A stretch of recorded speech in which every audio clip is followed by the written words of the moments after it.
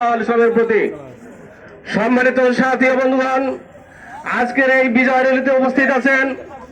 আজকের এই বিজয় র্যালিতে সভাপতিত্ব করছেন বাংলাদেশ জামাত ইসলামী ঢাকা জেলার সম্মানিত আমির, কেন্দ্রীয় মজলিস শুরার অন্যতম শুরা সদস্য, গণমানুষের নেতা মাওলানা দেলোয়ার হোসেন।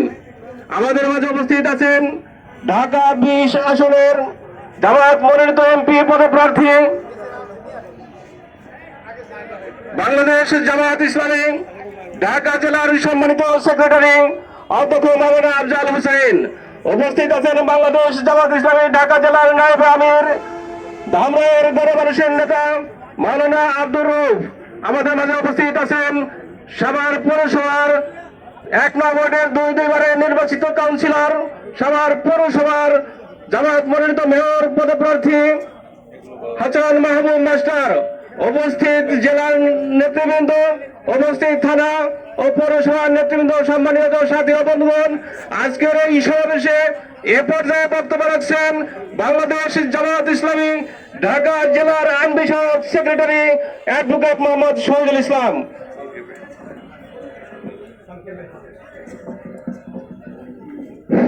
আউযু বিল্লাহি মিনাশ শাইতানির রাজিম।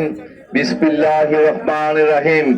বাংলাদেশ জামাত ইসলামী ঢাকা জেলার উদ্যোগে আজকে এই বিজয় দিবসের স্মরণে আয়োজিত র্যালির পর আজকের এই সংক্ষিপ্ত সমাবেশে সম্মানিত জেলা আমির মাওলানা দেলোয়ার হোসেন, জনাব আফজাল হোসেন এবং রাজনৈতিক সেক্রেটারি হাসান মাহবুব মাস্টার সহ উপস্থিত নেতৃবৃন্দ, সুধীবৃন্দ, আসসালামু আলাইকুম।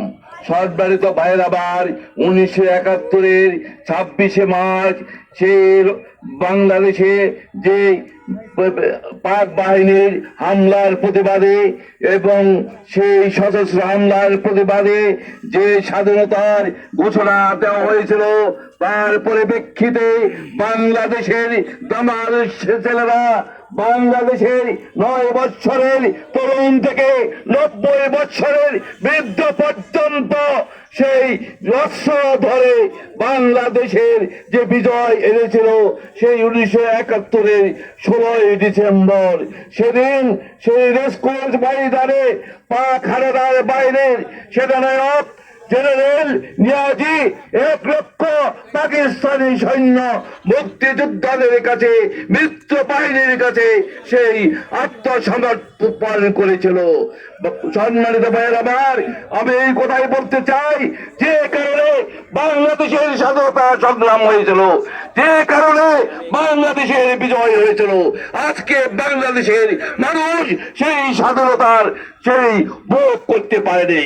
আজকে বাংলাদেশের মানুষের ভাত কাপড় শিক্ষার চিকিৎসার গ্যারান্টি দিতে পারেনি।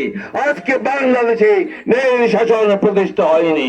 আজকে বাংলাদেশে বাংলাদেশ দুর্নীতি থেকে মুক্ত হয়নি। আজকে বাংলাদেশের স্বাধীনতার বিরুদ্ধে ভারতে বসে ব্রিটিশ সরকার, যারা তৎকালীন ক্ষমতা ছিল, তাদের বিরুদ্ধে, তাদের মধ্য থেকে বাংলাদেশের স্বাধীনতার বিরুদ্ধে বিভিন্ন প্রকার ষড়যন্ত্র হচ্ছে।